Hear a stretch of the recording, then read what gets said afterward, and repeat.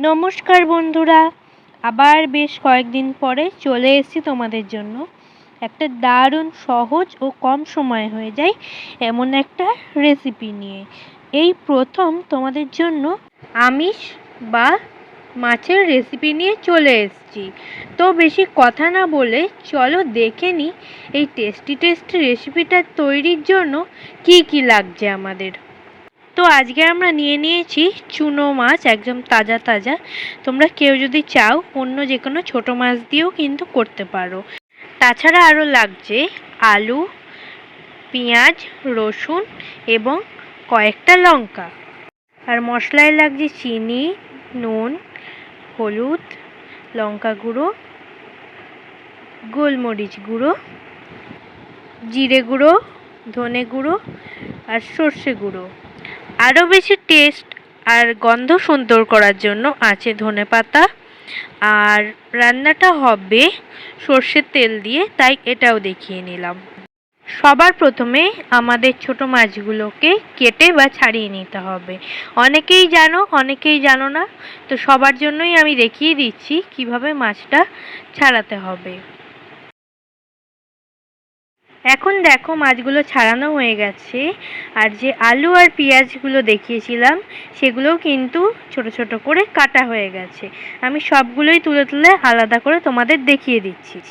এরপরই হচ্ছে আসল কাজ। তার জন্য সেই মাছটার মধ্যে দিয়ে দিলাম সর্ষের তেল, 1 টিস্পুন হলুদ, 1 টিস্পুন লঙ্কা গুঁড়ো, আর যে ধনে, জিরে আর সর্ষে গুঁড়োটা একসাথে রাখা হয়েছিল সেইটা দিয়ে দিলাম। এবার দিলাম 1 টেবিল স্পুন পরিমাণে নুন। এবার দিচ্ছি 1 ফুল টেবিল স্পুন গোলমরিচ গুঁড়ো। এখানে দুবারে দিয়েছে, তোমরা একবারেই 1 চামচ ভর্তি করে দিয়ে দেবে। লাস্টে দেয়া হলো একটুখানি চিনি। এবার ভালো করে এটাকে মেখে নিতে হবে। খুব ভালো করে কিন্তু মেখে নিতে হবে যাতে সব কিছুর সাথে সব কিছু প্রচুর ভালোভাবে মিশে যায়। এবার মেখে নেওয়ার পরে আমি দেখাচ্ছি। দেখো মেখে নেওয়ার পরে কিন্তু এরকম দেখতে হয়েছে। আর তোমরা মনে করেই নিতে পারো প্রায় বেশিরভাগ রেসিপি হয়ে গিয়েছে। এবার যেটা অল্প জল মিশিয়ে নিতে হবে। কতটা জল মেশাচ্ছি দেখে নাও তোমরা ভালো করে। জল মিশিয়েও কিন্তু ভালো করে মেখে নিতে হবে আবারও। এবার আসল কাজ করে নিতে হবে, যেটা হচ্ছে গ্যাস জ্বালিয়ে নিতে হবে। তো সেটা জ্বালিয়ে নিয়ে দেখো প্রথমে হাই ফ্লেমে ছিল, কিন্তু পরে লো ফ্লেমে করে সেই জিনিসটা বসিয়ে দিতে হবে। ওটা ফুটুক। আর এদিকে আমরা আর একটা কাজ করে নিই, যেটা হচ্ছে ধনেপাতাটাকে টুকরো টুকরো করে কেটে নিচ্ছি আমরা। কাঁচি দিয়ে কাটলেও সুবিধা হয়, বটি দিয়ে কাটলেও সুবিধা হয়, ছুরি দিয়ে কাটলেও কিন্তু সুবিধা হয়। তোমাদের যার বাড়িতে যেটা আছে বা যেটা দিয়ে পারো তোমরা কিন্তু সেটা দিয়েই কেটে নেবে। এদিকে দেখো এটা কিন্তু ফুটতে শুরু করে দিয়েছে আর জলটা অনেকটা শুকিয়ে এসছে। অবশ্যই কিন্তু খেয়াল রাখতে হবে যাতে নিচে লেগে না যায়। আর যখন এভাবে ফুটে আসবে, জল শুকিয়ে আসবে, তখন ওপরে ধনেপাতা দিয়ে নিতে হবে। এখন মনে করে নাও তোমার রেসিপি কিন্তু একদম তৈরি। ওহো, রেসিপিটার তো নামই বলা হয়নি। এটা হচ্ছে কাঁচা মাছের বাটি চচ্চড়ি।